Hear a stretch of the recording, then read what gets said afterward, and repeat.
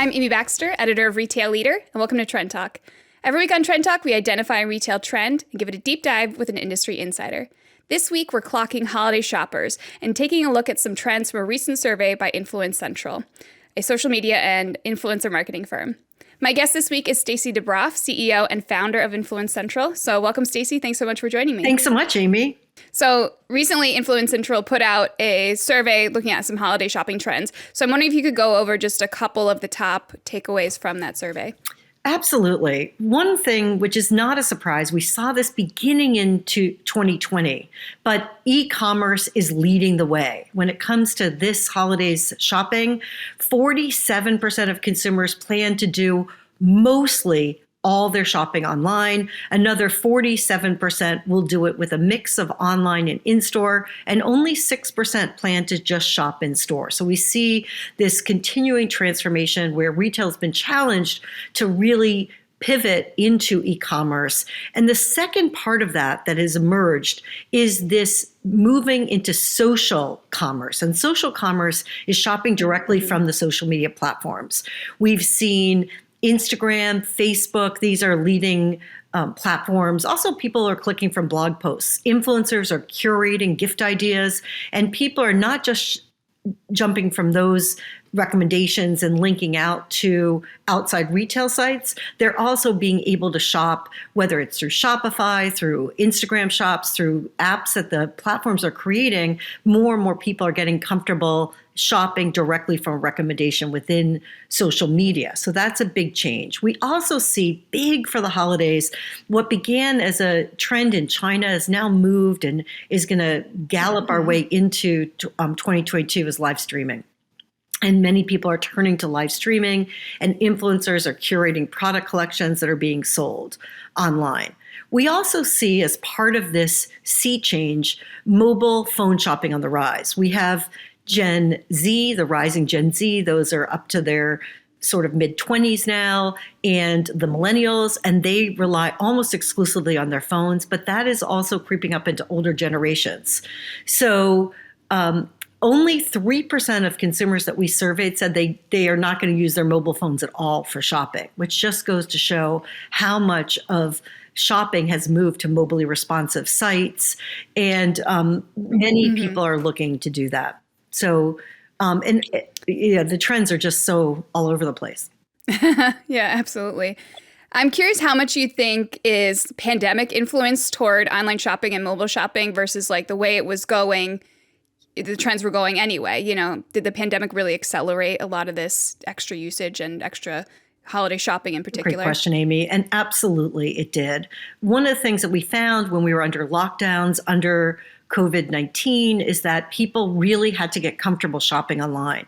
And it was for categories that was nascent. And we had seen it in grocery in the beginning. And even in grocery, people didn't trust other people to pick out fruits and vegetables, or people were concerned about shipping and about ease of returns.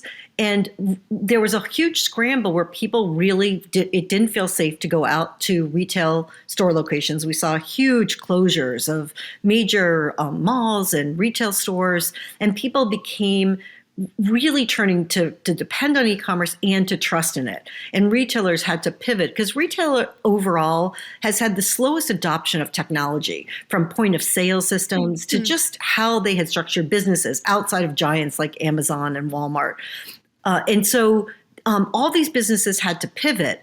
And also psychologists say that it takes us 90 days to form a new habit. So when you think about the changes of our consumer behavior under COVID, that was a year, not 90 days. And so e-commerce has become the new normal. And I think that it's reached comfort levels that transcend all generations. And people also expect the convenience of it. There's nothing better than I remember when we used to go to stores and we'd wander and we wouldn't find what we were looking for.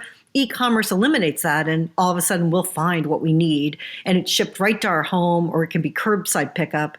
And so that has changed the nature of expectations, and also wanting free shipping, easy returns. These things have become normative, and I think that it's hard to find somebody who is not participating in it. Yeah. I want to ask you a little bit more about the shipping in a little bit, because I know there are some trends around that and some consumer responses. But I want to know, how does the 47% of shoppers who are going to do mostly online or maybe all online this year compared to previous years? It's dramatically up. I think that there's more people willing to go back to stores. So with the Delta surge and with the boosters, I think that actually compared to last year, more people are willing to go in store. But it's to have 47% of consumers mostly shop online. If you go back to pre-COVID 2 years ago, 95% of consumers were all driven by retail specials, going to stores, going to malls. And so you see this just sea change of how we expect to shop for the holidays. And also with supply side issues, people are shopping early. So because people are worried about finding the things that they want. Yeah, that was my next question, actually, because this is such a trend that I've been talking about since September, that the people are shopping earlier. Supply chain issues is one of the big things, and availability of products. So in part, retailers are pushing their sales up earlier, right? So that shoppers are encouraged to come in throughout October, throughout November, maybe to do their shopping. But do you think this is truly a supply chain issue push, or is it just, the trend of making holiday shopping like earlier and earlier every year? Because regardless, either, it's been pushed up. I think it's both. Over the past decade, I think it's definitely both. We've seen, Amazon Prime Day keeps getting moved up. What used to be like around the Black Friday, Cyber Monday, now these holiday shopping events are backing up all the way into September. People are really, retailers are trying to capture people early. And also, they can't rely on doorbuster events where it would be everyone lining up to get a special deal. So first to shop wins in terms of the retailer winning the consumer business. And so there was already a trend to push the holiday shopping back, but it's become even more so.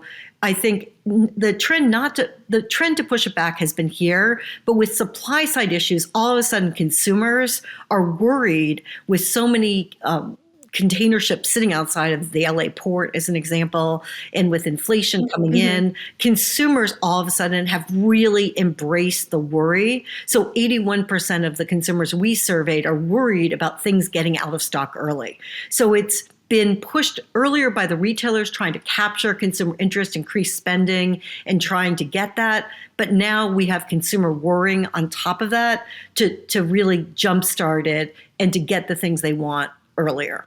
And also more and more people are shipping because there's still continued concerns. When we look at our data, consumers don't feel comfortable getting back together in person for big holiday gatherings. There's going to be a lot of shipping of goods, which means shopping early and making sure that the shipping gets to the people on time that you're gifting. Yeah, I'm one of those people, not traveling and shipping everything this year. So, But there was another finding that I thought was super interesting, which is I think it was 19% of respondents are planning to spend less this year. So I guess that's sort of like the adverse side of maybe some of these challenges. Can you talk a little bit about that, if retailers should be worried about that number or anything behind that finding? I think that retailers should be. I think that despite the stock market riding high, a lot of consumers have distrust in the stability of their income, of their budgets. And we see that, and when you think about it, people really, really decreased their spending during COVID. People were really worried. There was much less gift giving. 74% said we're pretty much holding steady equal to that. But remember that keeping equal to last year is less spending compared to the year before pre-COVID. And with 19% wanting to spend less, you see this reduction and this economies of watching spending and also of lowering expectations. And the truth is, when you get together less, there's not big holiday parties or swaps in the offices of gift giving and hostessing. And so I think that reduces a lot of the consumer spend, along with people who are still very much worried about their finances.